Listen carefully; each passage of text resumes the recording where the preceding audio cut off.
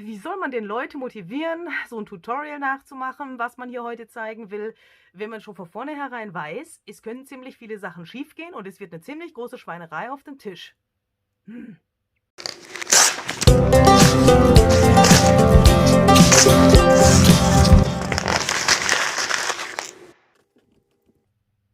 Hallo.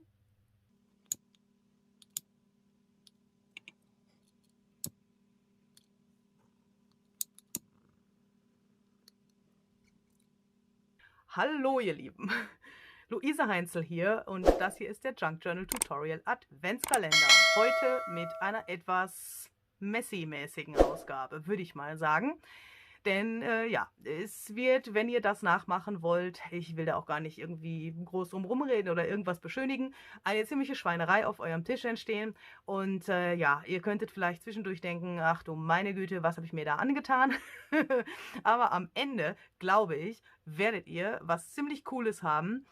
Etwas Einzigartiges vor allen Dingen, was es so kein zweites Mal auf dieser Welt gibt und etwas, was nicht jeder hat. Ja, wenn ihr wissen wollt, worüber ich gerade gesprochen habe, dann bleibt dran und öffnet mit mir dieses 13. Türchen vom Junk Journal Tutorial Adventskalender. Hier haben wir heute eine etwas mysteriös aussehende Rolle Tesafilm, dann unseren ersten Prompt, nämlich Jelly Plate. Erzähle ich euch gleich noch ein bisschen was Genaueres dazu, was das genau ist. Und wir haben das Wort Washi Tape. Jetzt denkt man erstmal, hä, warum hat sie denn jetzt da so einen normalen Tesafilm? Und dann hier noch so ein Paketklebeband. Das hat den ganz einfachen Grund, dass ich mir gedacht habe, wir machen heute mal unser eigenes individuelles Washi-Tape, was niemand sonst auf dieser Welt hat, weil es einfach jedes Mal anders wird und total individuell und einzigartig ist. Und um dieses eigene Washi-Tape herzustellen, brauchen wir hier so eine Gelplatte. Das hier ist jetzt die Original Jelly Plate. Wenn ihr so ein Ding nicht habt, verfallt bitte nicht in Panik. Ihr könnt dafür auch eine andere gummiartige Unterlage benutzen. Wie zum Beispiel so eine Silikon-Backunterlage würde jetzt für dieses Tutorial funktionieren oder ja, etwas anderes, was gummimäßig ist.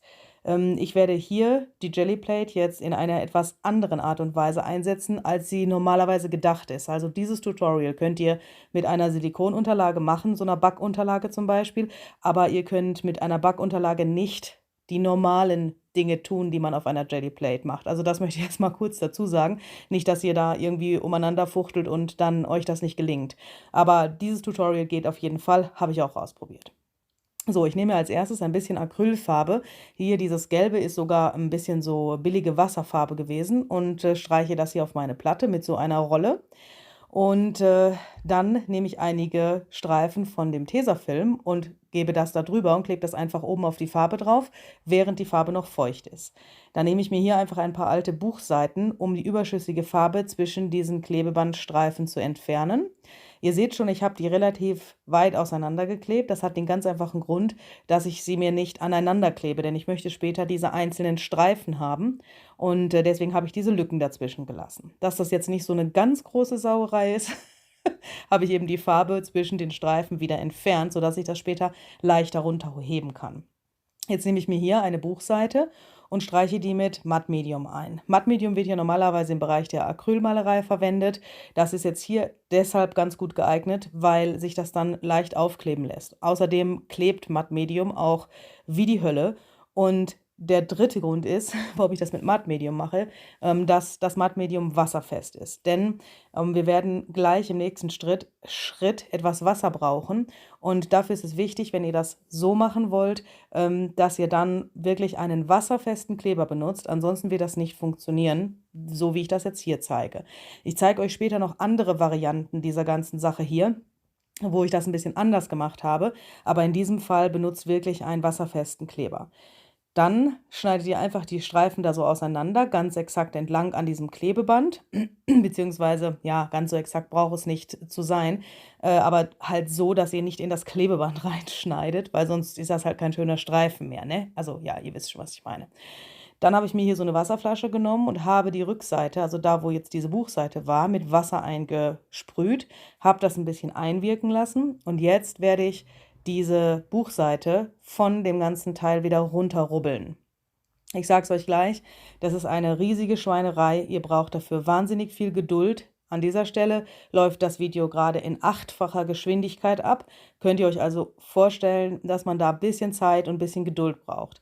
Nichtsdestotrotz hat man dann am Ende dieses wunderschöne Ergebnis, so ein Klebeband mit dieser Schrift dahinter. Und ich muss ganz ehrlich sagen, als ich das erste Mal gemacht habe, war ich tatsächlich ziemlich verliebt in dieses Klebeband. Wenn ihr das jetzt auf ein weißes Papier legt, dann sieht das so aus. Diese weißen Stellen, die ihr jetzt durchschimmern seht, da seht ihr, ich habe zu stark gerubbelt. Da ist mir dann nicht nur die Buchseite runtergekommen. Seht ihr dieses Loch da oben, hier auf einem teegefärbten Papier? Da ist mir nicht nur die Buchseite runtergekommen, sondern eben die Schrift und die Farbe auch. Lasst das bitte gut trocknen, bevor ihr anfangt zu rubbeln, und lasst vor allen Dingen die Buchseite mit dem Wasser gut einweichen, bevor ihr das versucht runterzurubbeln. Eine andere Alternative, die nicht ganz so langwierig ist, bisschen schneller geht und, wie ich finde, einen noch schöneren Effekt macht, ist die folgende. Da könnt ihr dann mal versuchen, zuerst das Klebeband auf die Buchseite zu kleben. Und zwar so, wie ich das hier mache. Und das mit dem Fingernagel ein bisschen anrubbeln und dann wieder runterziehen. Dann seht ihr schon, bei dem normalen Tesafilm habt ihr hier so eine ganz leichte Schrift drauf und ein ganz bisschen von dieser Buchseite, also von dieser Farbe dieser Buchseite, was hinterher richtig geil aussehen wird. So habt ihr quasi die Schrift schon mal auf dem Klebeband, ohne diese Rubbelei hinterher. Ich habe das Ganze mit verschiedenen Klebebändern ausprobiert. Je nachdem, wie stark das Klebeband klebt, ist dieser Schrifteffekt. Also wenn das Klebeband nicht so stark klebt, wie jetzt das Tesafilm, dann ist der Schrifteffekt nicht so stark, als wenn ihr ein stärker klebendes Klebeband nehmt, so wie zum Beispiel dieses Paketklebeband. Das habe ich jetzt auch einfach auf die Buchseite aufgeklebt und dann ein bisschen mit dem Fingernagel so festgerubbelt und wieder abgezogen. Und ihr seht schon, es bleibt relativ wenig Schrift auf der Buchseite, denn das meiste der Schrift ist jetzt auf diesem Klebeband hier. Und das schaut so schon richtig geil aus. Also das ist auch eine Idee, wenn ihr irgendwie so ein kleines Highlight für euer Journal braucht, dann zieht einfach mal so ein Klebeband über so eine Buchseite. Ihr könnt ja auch ein mattes Klebeband nehmen, wenn euch dieser Glanz nicht so gefällt. Und dann habt ihr ein richtig schönes, individuelles Washi-Tape. Auch schon so, finde ich, schaut es relativ cool aus. Ja, hier unten ist es mir jetzt passiert, wie ihr vielleicht gesehen habt, die beiden breiten Streifen sind mir ein bisschen übereinander gekommen. Ihr werdet später noch sehen, was dann passiert. Das ist jetzt ein bisschen ungünstig. Ich habe da schlichtweg nicht richtig aufgepasst. Wenn ihr das aufklebt, lasst bitte einfach einen kleinen Spalt da dazwischen.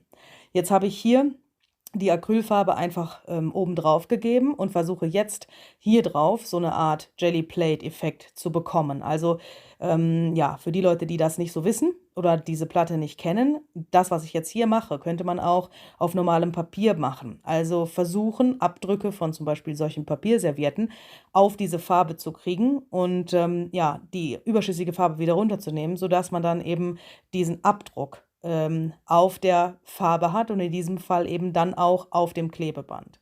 Hier ist ja jetzt die Acrylfarbe auf der glänzenden Seite dieses Klebebandes. Jetzt habt ihr hier einmal dieses Muster. Dadurch, dass ich Farbe wieder runtergenommen habe durch diese Papierserviettentechnik, wie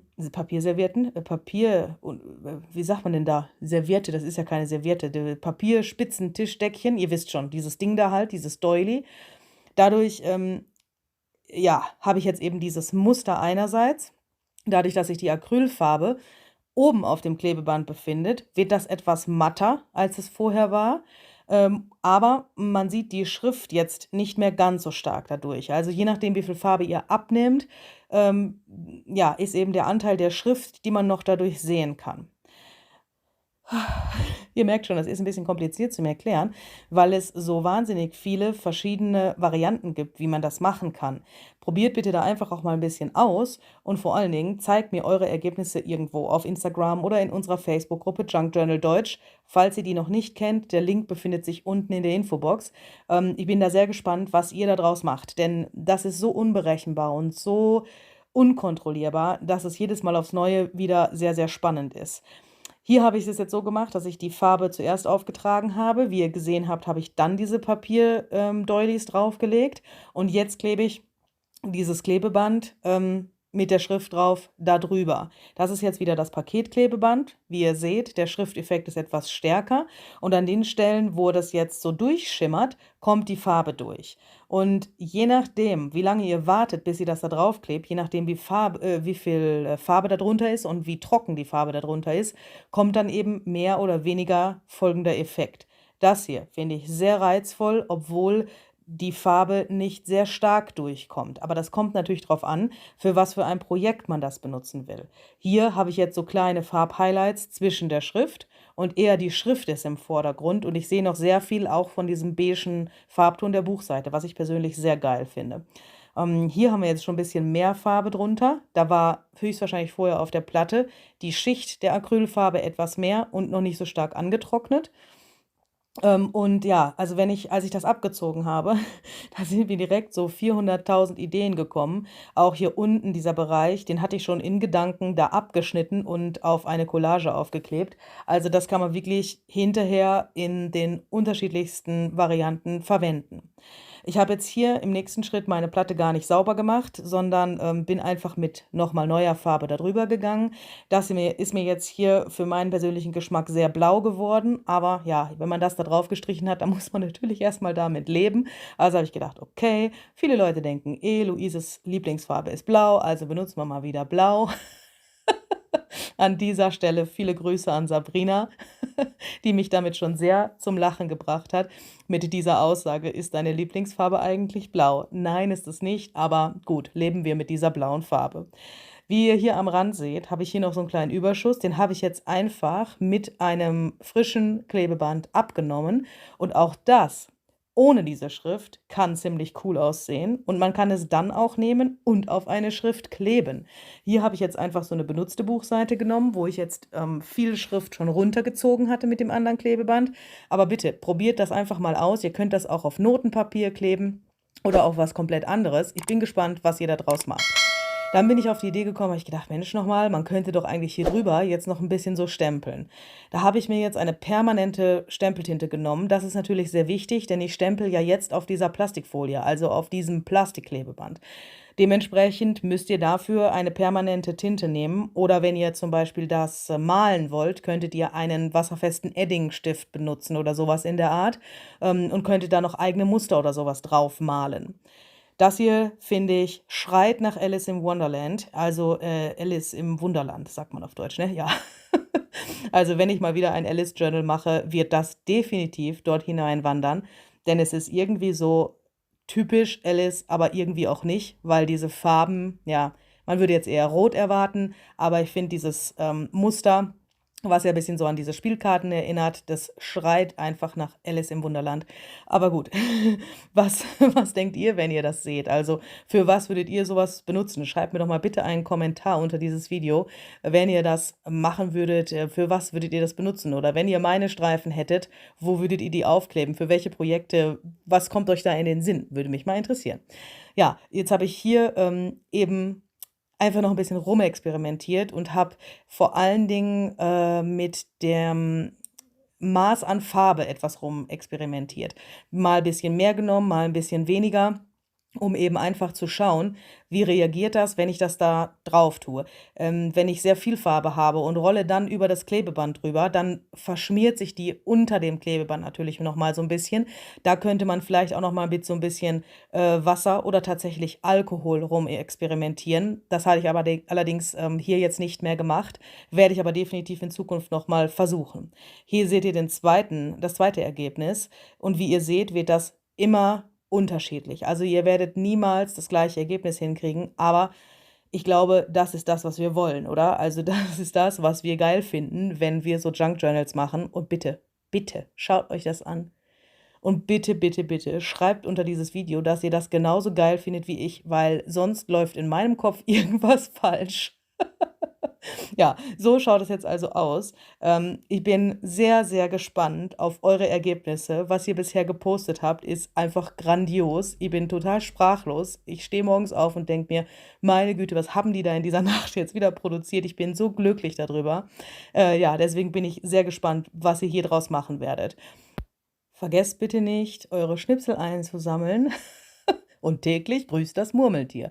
Ja, ich sage das aber immer noch mal am Ende, weil es kann ja sein, dass man das mal vergisst. Diese brauchen wir am 24.12. Ich wünsche euch viel Spaß beim Nachmachen. Vielen, vielen Dank fürs Zusehen. Ich hoffe, wir sehen uns morgen. Bis dahin, tschüss.